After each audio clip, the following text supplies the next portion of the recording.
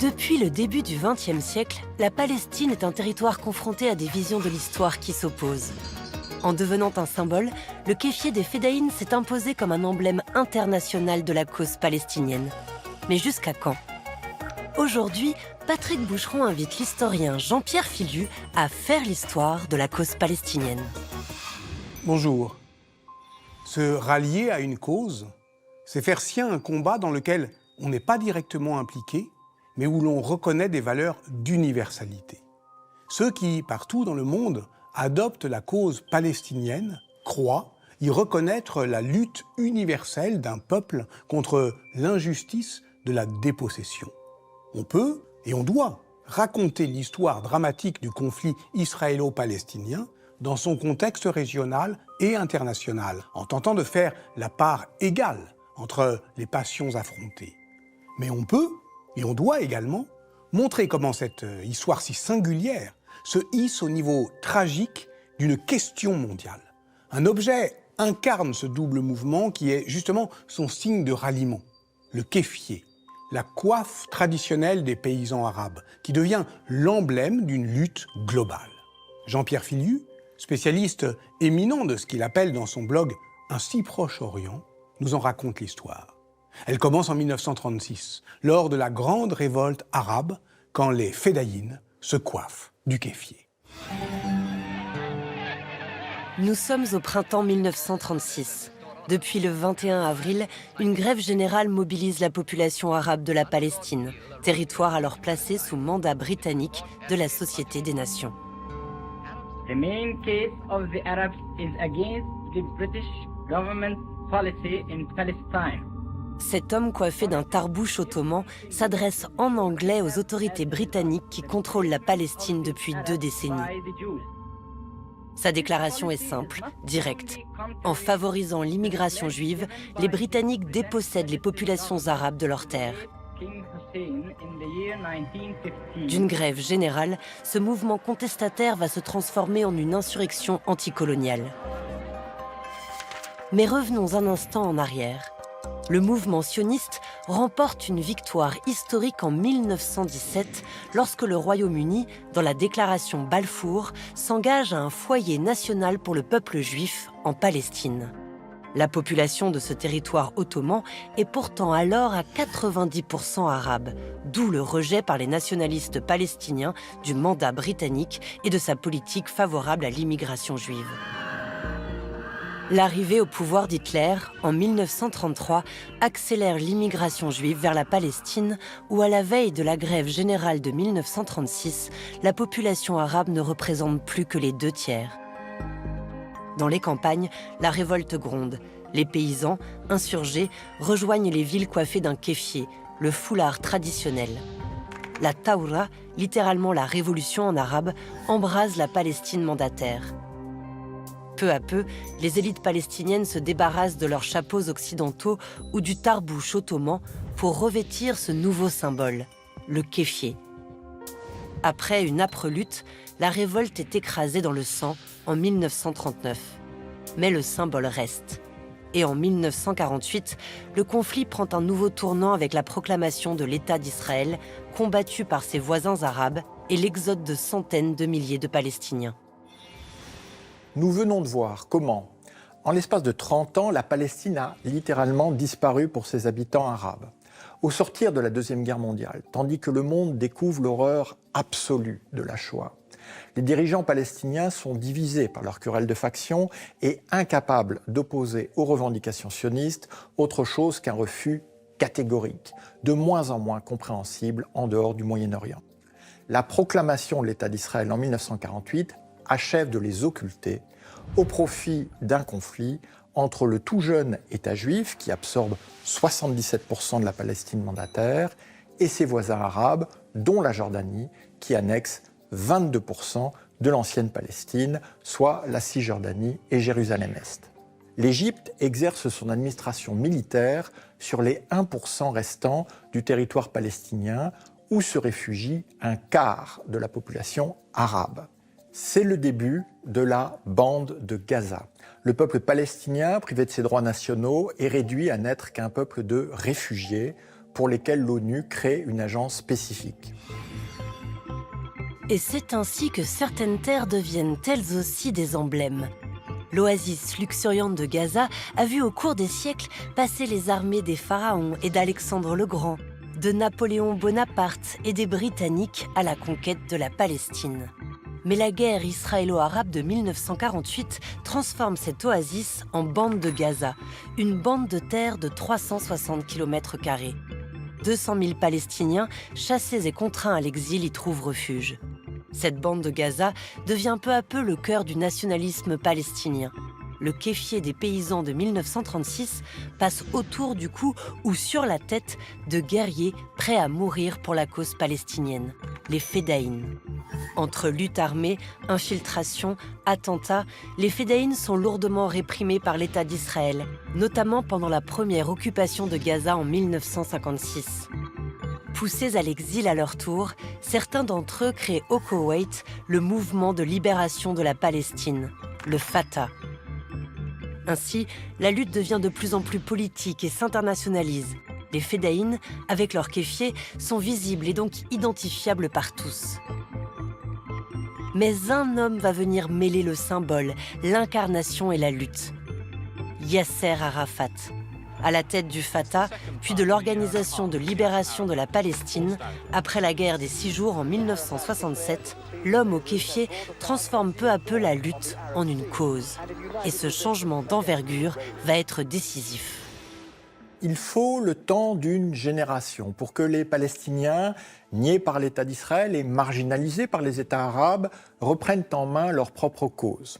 Les Fedaïn n'ont jamais cru, malgré leur invocation de la lutte armée, qu'ils pouvaient à eux seuls imposer un nouveau rapport de force face à la puissance militaire d'Israël. Mais leurs attentats et leurs infiltrations visent à rendre une visibilité, une réalité à ce peuple palestinien dont l'existence est réfutée avec constance, soit par l'idéologie sioniste, soit par son pendant panarabe. La guerre des 6 jours permet à Israël, en 1967, de conquérir les 23% de la Palestine historique qui lui échappaient encore, ainsi que le désert égyptien du Sinaï et le plateau syrien du Golan. Le paradoxe est que ce triomphe israélien va relancer le nationalisme palestinien, car la déroute des armées arabes exalte par contraste la révolution des Fedaïn et leur programme de guérilla. Arafat prend en 1969 le contrôle de l'OLP, où les Fedaïn jouent désormais un rôle déterminant. L'année suivante, les affrontements sont si violents avec l'armée jordanienne qu'ils sont qualifiés de Septembre noir. Vaincu et expulsé de Jordanie, l'OLP établit un véritable État dans l'État au Liban, développant ses relations internationales avec des États de plus en plus nombreux à reconnaître une Palestine encore virtuelle. Le 13 novembre 1974, Yasser Arafat monte à la tribune de l'Assemblée générale des Nations unies. Devant le vert pâle de la tribune de l'ONU, le kéfier du leader palestinien ressort à l'image comme l'émergence d'une cause désormais visible aux yeux du monde entier. وأعرف كثيرين من الجالسين في هذه القاعة كانوا في مثل المواقع النضالية التي أقاتل منها الآن واستطاعوا من خلال نضالهم أن يحولوا أحلامهم إلى حقائق إنهم شركائي في الأمل والحلم لقد جئتكم يا سيادة الرئيس بغصن الزيتون في يدي وببندقية الثائر في يدي فلا تسقط الغصن الأخضر من يدي لا تسقط الغصن الأخضر من يدي لا تسقط الغصن الأخضر من يدي.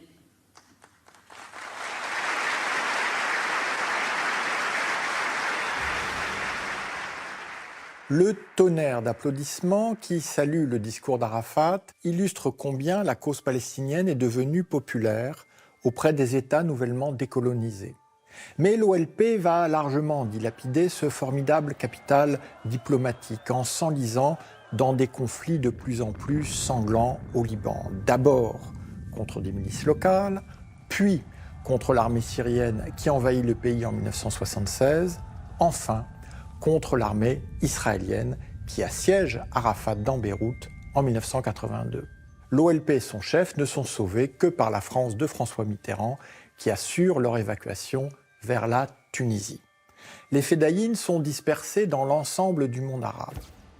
Le relais de la lutte armée est pourtant pris dès 1987 par l'intifada, littéralement le soulèvement de la population palestinienne des territoires occupés par Israël 20 ans plus tôt. La figure du guérillero est remplacée par celle du lanceur de pierres. Tous deux, le visage saint du kéfier, symbole persistant du nationalisme palestinien. Les militants continuent, avec ce foulard emblématique, de masquer leur identité personnelle pour mieux affirmer leur identité nationale. Car ce que les Palestiniens dits de l'intérieur veulent de leur direction exilée en Tunisie, c'est un programme politique consacrant enfin la solution à deux États entre Israël et un futur État palestinien. Ce pas est franchi en 1988 par Arafat, ouvrant la voie à un processus de paix qui d'abord échoue sous la supervision des États-Unis, mais qui débouche du fait de négociations directes entre Israël et l'OLP. Yitzhak Rabin, Premier ministre d'Israël, conclut avec Arafat en 1993 les accords d'Oslo. La reconnaissance mutuelle entre Israël et l'OLP vaut acceptation par chacune des deux parties de la légitimité du nationalisme de l'autre partie et donc de son droit à l'autodétermination.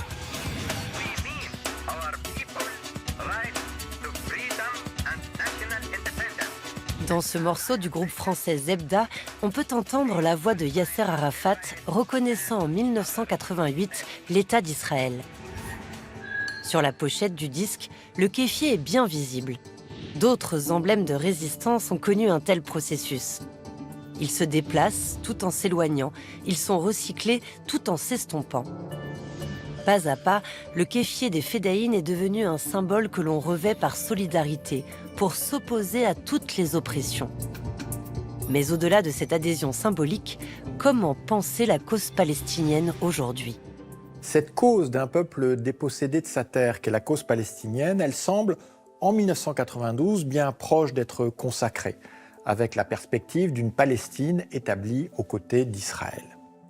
Mais l'assassinat de Rabin par un extrémiste juif en 1995 porte un coup terrible au processus de paix, que son successeur, Benyamin Netanyahou, s'emploie à saboter. En 2000, c'est l'éclatement de la seconde intifada, cette fois marquée par les attentats suicides et la réoccupation de la Cisjordanie. Certes, l'OLP obtient l'admission de la Palestine à l'ONU en 2012, mais seulement comme État observateur, sans statut de membre. Les accords dits d'Abraham consacrent en 2020 la normalisation entre Israël et 4 États arabes, sans mention de la question palestinienne. Celle-ci reste cependant portée par la société civile en Palestine comme à l'étranger, le kéfier valant toujours symbole d'adhésion populaire. On le voit dans les manifestations de solidarité ainsi qu'autour du cou de femmes et d'hommes opposés à l'occupation israélienne sans être forcément membres de tel ou tel parti. Car la cause palestinienne continuera d'être d'actualité tant que ne sera pas reconnu le droit à l'autodétermination de ce peuple.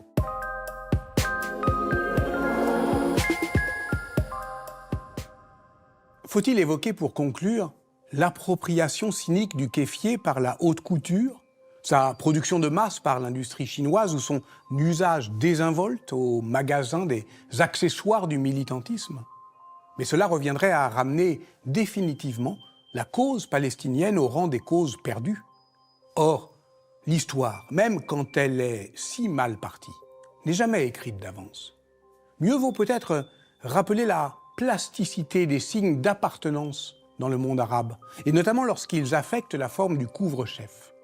Dans l'histoire du monde au XIXe siècle, dirigée par Sylvain Venère et Pierre Singaravelou, Mohamed Oualdi a montré qu'il était, pour les pays arabes, le siècle du fez.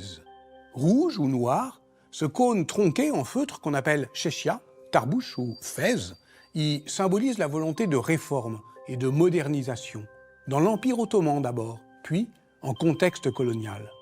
S'il perd aujourd'hui son acuité politique, si ce symbole du nationalisme arabe semble neutralisé comme élément de folklore, l'histoire de l'émancipation dont il était porteur peut toujours se réactiver. Au revoir.